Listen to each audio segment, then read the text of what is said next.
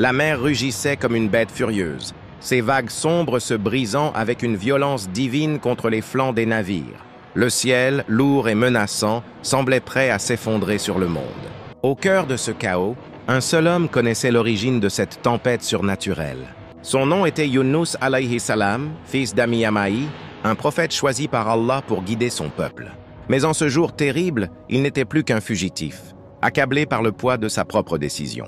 Tout avait commencé dans l'immense cité de Ninive, une métropole si vaste qu'il fallait 3 jours pour la traverser.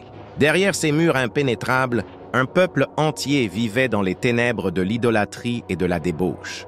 La corruption régnait en maître, et l'odeur du péché montait vers le ciel comme une fumée nauséabonde. Pourtant, dans son infinie miséricorde, Allah décida de leur offrir une dernière chance. Il ordonna à son serviteur Yunus alayhi salam de se rendre parmi eux pour les avertir qu'un châtiment terrible s'abattrait sur eux dans 40 jours, s'ils ne se repentaient pas. Le cœur lourd mais rempli de foi, Yunus alayhi salam obéit. Il parcourut les ruelles grouillantes de Ninive, proclamant son message avec une ferveur brûlante. Ô peuple de Ninive, craignez Allah l'unique, abandonnez vos idoles de pierre et vos voies perverses. Revenez à lui, de peur qu'un supplice douloureux ne vous saisisse. Sourate As-Saffat, versets 124 à 126. Mais les rires moqueurs et les insultes accueillirent ces paroles. On le prit pour un fou, un illuminé. Les notables de la ville le firent chasser, et le découragement commença à ronger l'âme du prophète. Il se sentit abandonné, seul face à l'arrogance d'un peuple entier. Une amertume grandit en lui. Il avait prêché, averti, mais il n'avait pas été écouté. La colère d'Allah allait s'abattre, c'était inévitable. Sans attendre le délai imparti, poussé par une impatience humaine et un profond désespoir, Yunus alayhi salam prit une décision fatidique. Il quitta Ninive. Il tourna le dos à sa mission. Convaincu que tout était perdu, il marcha vers l'ouest jusqu'au port florissant de Jaffa. Là, un navire, aux voiles gonflées par le vent, se préparait à lever l'ancre pour Tarshish. Yunus alayhi salam y vit une échappatoire. Il paya son passage et embarqua, espérant mettre une mer entière entre lui et son échec cuisant. Alors que le navire quittait la sécurité de la côte, une sérénité trompeuse l'envahit. Il regarda l'horizon, croyant fuir le regard d'Allah. Il ignorait encore que nul ne peut se soustraire à la volonté du Très-Haut. Et quand il s'enfuit vers le bateau comble, il prit part au tirage au sort qui le désigna comme le perdant. Sourate As-Saffat, versets 140 à 141. Le temps changea brutalement. En quelques minutes, le ciel s'assombrit. Le vent se leva en un hurlement terrifiant et la mer devint un gouffre tumultueux. Le robuste navire n'était plus qu'un jouet entre les mains d'une force colossale. Il était ballotté, soulevé par des vagues hautes, comme des montagnes avant de redescendre, dans des abîmes liquides. Le bois gémissait, menaçant de se briser à tout instant. Les marins, pourtant aguerris aux colères de l'océan, furent saisis d'une terreur primitive. Ils crièrent, invoquant leur divinité païenne, suppliant chaque idole pour obtenir le salut. Rien n'y fit. La tempête redoubla de violence. Le capitaine, un homme au visage buriné par le sel, hurla pour couvrir le vacarme des éléments déchaînés. Cette tempête n'est pas naturelle. Une puissance divine est en colère. Il y a parmi nous un fugitif, un homme qui a encouru un courroux. Nous devons le découvrir. Une tradition ancienne voulait qu'en pareil cas, on procédât à un tirage au sort pour désigner le responsable. Le sort tomberait sur le coupable. Les passagers et l'équipage, terrifiés, se rassemblèrent sur le pont glissant. Le capitaine prépara les sorts. Un silence relatif, plein d'une peur palpable, s'installa, troublé seulement par le grondement de la mer. Le premier tirage désigna un homme. Yunus alayhi salam retint son souffle. Ce n'était pas lui. Le capitaine recommença. Le sort désigna un autre homme. Encore une fois. Ce n'était pas Yunus alayhi salam. Son cœur battait à tout rompre. Un espoir fou l'envahit. Peut-être allait-il échapper à ce jugement. Mais le capitaine, méfiant, insista pour un troisième tirage. Les sorts furent jetés une dernière fois. Tous les regards se figèrent. Le sort désignait, sans équivoque possible, Yunus alayhi salam. Un silence de mort régna.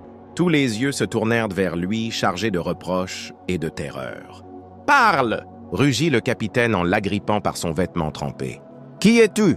Quel crime as-tu commis pour attirer sur nous une telle malédiction ?» Yunus alayhi salam leva les yeux, incapable de soutenir leur regard. La honte le brûlait plus que l'eau glacée. Il ouvrit la bouche, et sa voix, bien que faible, porta étrangement dans le chaos. Je suis un fuyard. J'ai désobéi à mon Seigneur, le Créateur des cieux et de la terre. J'ai abandonné le peuple auquel il m'avait envoyé. Les marins reculèrent, horrifiés. Ils comprenaient maintenant la nature surnaturelle de leur infortune. « Que devons-nous faire de toi ?» demandèrent-ils, tremblants. « Comment apaiser la colère de ton Dieu ?» Yunus alayhi salam savait. Il avait toujours su. La justice exigeait un prix. « Jetez-moi à la mer !» dit-il, la voix brisée mais résolue. « C'est à cause de moi que cette tempête vous assaille. Une fois que je ne serai plus ici, la mer s'apaisera et vous serez sauvés. » Sourate As-Saffat, verset 142. Les hommes hésitèrent. Ils n'étaient pas des meurtriers. Malgré tout, ils ne pouvaient se résoudre à précipiter cet homme dans les flots démontés. Ils luttèrent encore, ramant de toute leur force pour tenter de regagner la côte, mais chaque effort était vain. Le navire se disloquait peu à peu. La mort était imminente pour tous. Rassemblant leur courage, l'âme lourde de culpabilité mais poussée par l'instinct de survie, ils se saisirent de Yunus alayhi salam. Ils l'emportèrent jusqu'au bastingage. Un instant, il sentit les mains calleuses des marins sur ses bras.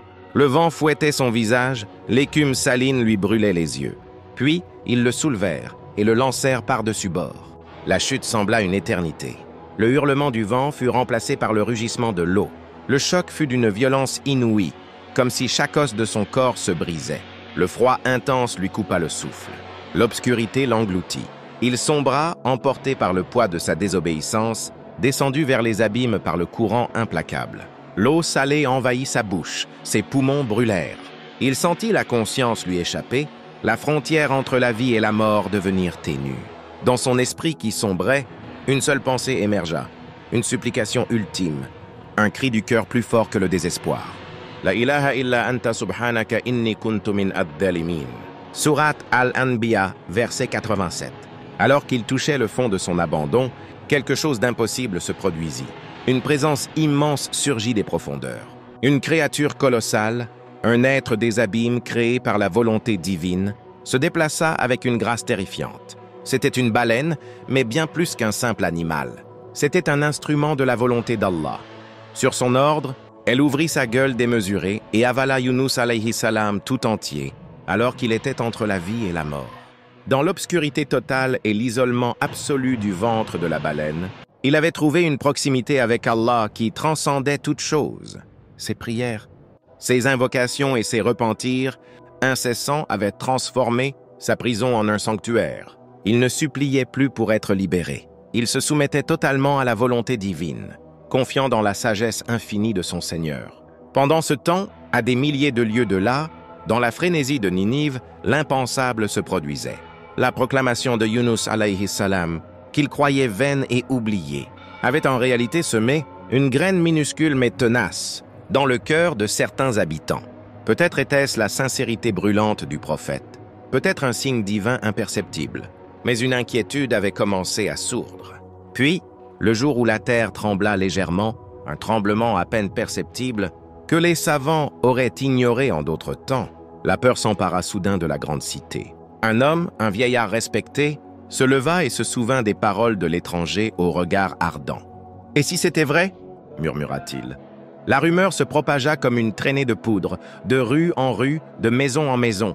La peur du châtiment promis devint une certitude. Elle grandit, se transforma en une terreur collective et salvatrice. Contre toute attente, sans prophète pour les guider, poussés par une inspiration divine, les habitants de Ninive se mirent à regretter leurs péchés. Le repentir naquit dans les cœurs, d'abord timide, puis comme un torrent dévastateur. Du plus humble paysan au roi lui-même sur son trône, tous furent saisis d'une ferveur repentante. Ils abandonnèrent leurs habits et revêtirent le sac de toile rude. Ils se couvrirent la tête de cendres en signe d'humiliation et de contrition. Même les animaux du troupeau furent privés de nourriture et parqués, participant malgré eux à cet immense mouvement de contrition collective. Toute la ville, dans un élan unanime, leva les mains vers le ciel qu'ils avaient si longtemps ignoré. Ils crièrent vers le Dieu de Yunus alayhi salam, l'invoquant, lui demandant pardon, le suppliant de détourner d'eux le châtiment qu'ils méritaient par leurs actes. Ils crurent, et nous leur permîmes de jouir de la vie pour un certain temps. Sourate As-Saffat, verset 148. Allah, le très miséricordieux, celui qui agrée le repentir de ses serviteurs vit leur sincérité. Leur volte-face était totale, venue du plus profond de leurs âmes. Il accepta leur repentir et détourna d'eux le supplice qui devait les frapper. La colère fut remplacée par une grâce immense. Ninive était sauvée, non par la présence de Yunus alayhi salam, mais par la miséricorde d'Allah en réponse à un repentir sincère. C'est alors qu'Allah ordonna à la baleine, l'immense créature qui avait erré dans les profondeurs, obscure pendant des jours, d'obéir instantanément à la volonté de son Créateur. Elle entama une longue ascension vers la lumière. Yunus alayhi salam, sentant le mouvement, cessa sa prière. Le monde autour de lui trembla. Les parois de chair se contractèrent violemment.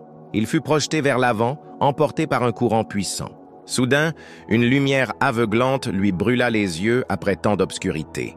L'air frais et salé remplit ses poumons à pleine capacité, lui causant une douleur vive et merveilleuse. Il fut expulsé du ventre de la bête comme un fruit mûr et atterrit, pantelant sur une rive inconnue.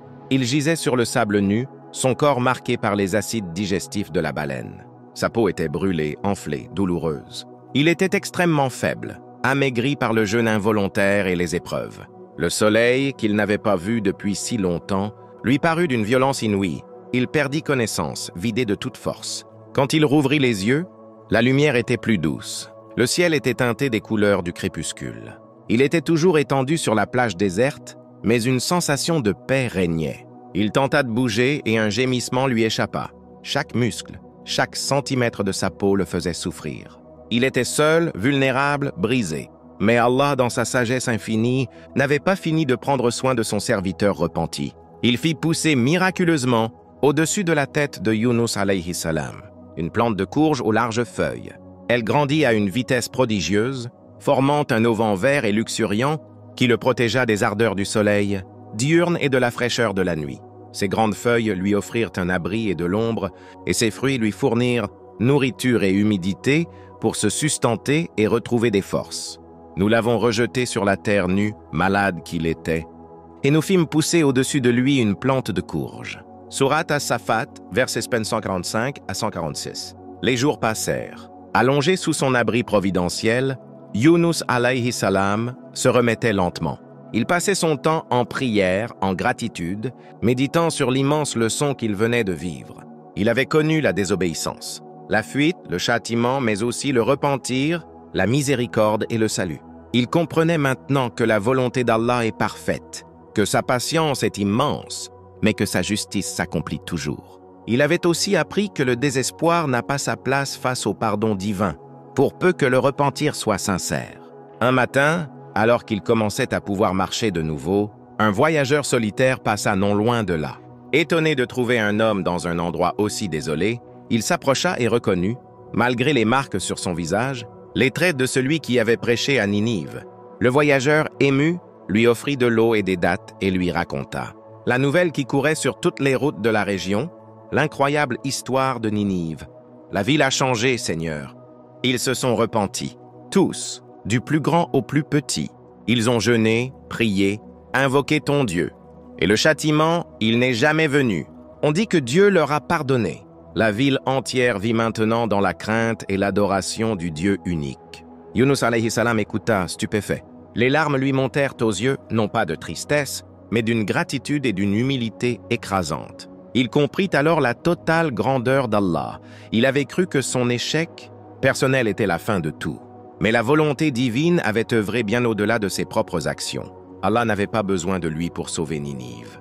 Il avait utilisé son départ, son épreuve, pour susciter le repentir du peuple et manifester sa miséricorde d'une manière encore plus éclatante. Guéri, fortifié dans sa foi et purifié dans son âme, Yunus alayhi salam se mit en route. Il ne fuyait plus. Il marchait vers Ninive, non plus avec le fardeau de la prédiction d'un châtiment, mais avec le cœur léger, porteur d'un message de miséricorde et de gratitude. Quand il franchit les portes de la grande cité, ce ne fut pas le même homme qui avait fui autrefois qui y pénétra. C'était un prophète apaisé, radieux d'une foi qui avait été testée et épurée au fond des abîmes. Le peuple, en le voyant, reconnut immédiatement l'homme qui les avait avertis. Mais ils virent aussi la lumière nouvelle qui émanait de lui. Ils se précipitèrent vers lui, non pour le chasser, mais pour l'écouter, pour lui raconter leur propre histoire, pour partager la joie du pardon reçu. Yunus alayhi salam vécut parmi eux de nombreuses années, les guidant, les enseignant, les aidant à consolider leur foi nouvelle. Il était un témoignage vivant de la miséricorde d'Allah, un rappel constant que nul n'est jamais perdu pour son Seigneur tant que son cœur bat et peut se repentir. Son histoire, depuis les ténèbres du ventre de la baleine jusqu'à la lumière du pardon de Ninive, devint une légende, un enseignement précieux pour toutes les générations à venir. Allah lui-même immortalisa cette leçon dans le Coran comme un rappel pour toute l'humanité.